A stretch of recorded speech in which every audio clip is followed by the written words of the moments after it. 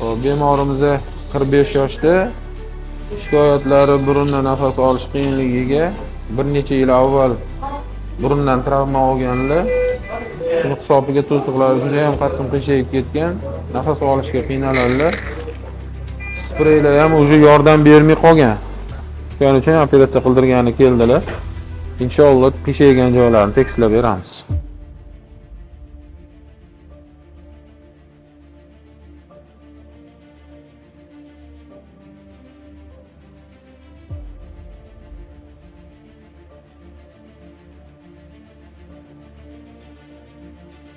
Operatsiyamiz muvaffaqiyatli o'tdi, alhamdulillah. Nafas yo'llari ochildi. Operatsiyaning tomonlari ko'rinib turibdi. To'siqlari tekis holatga olib kelindi. Boya mana shu sohasi chiqib yotdi juda ham. Bemorimiz endi bu yog'iga spreylardan xalos bo'ldilar. Inshaalloh maza qilib nafas oladilar.